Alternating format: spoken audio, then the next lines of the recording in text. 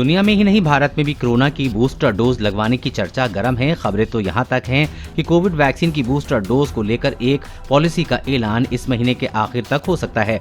कुछ देशों में दोबारा कोरोना के बढ़ते मामलों से ये चिंता बढ़ी है।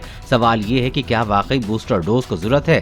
क्या सभी को इसे लगवाना है? अभी सरकार का एजेंडा क्या है? इन तमाम सवालों के जवाब Indian council of medical research के वैज्ञानिक ने दिया है।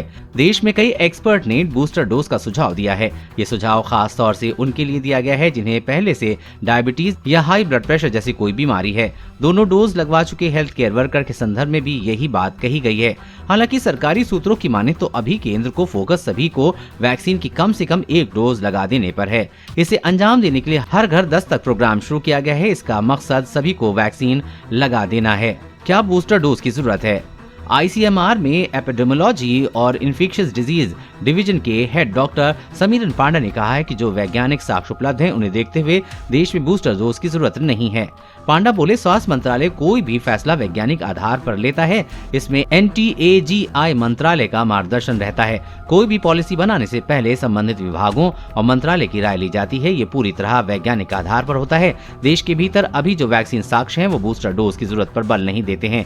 अभी किस चीज की जरूरत है? पांडा ने कहा कि अगर कोई उनसे पूछे तो वो अभी यही कहेंगे कि फिलहाल फोकस 80% आबादी को कोरोना की दोनों डोज लगाने पर होना चाहिए। उन्होंने बूस्टर डोज के बजाय वैक्सीनेशन प्रोग्राम का फोकस करने की बात कही है। क्या है टारगेट? इसके पहले नेशनल टास्क फोर्स के एक वरिष्ठ सदस्य ने बताया था कि प्राथमिकता सबसे पहले वयस्क टीकाकरण कार्यक्रम को पूरा करने की होगी। उन्होंने कहा कि टीकाकरण पर बना राष्ट्रीय तकनीकी सलाहकार समूह NTAGI नीतियों को अंतिम रूप देगा। टास्क फोर्स के सदस्य ने कहा कि भारतीय महामारी विदों और देश में महामारी के हालात के आधार पर एक विस्तृत नीति जल्द आने वाली है। अगले 2 हफ्ते में बैठक हो जानी चाहिए। उन्होंने कहा कि पॉलिसी भले ही तैयार हो रही हो मगर जो वयस्क टीकाकरण कार्यक्रम को पूरा करने पर होगा। फोकस इस बात पर रहेगा कि 31 दिसंबर तक सभी वयस्क लाभार्थियों को पहली डोज लग जाए। देश और दुनिया की हर अपडेट पाने के लिए चैनल को सब्सक्राइब कर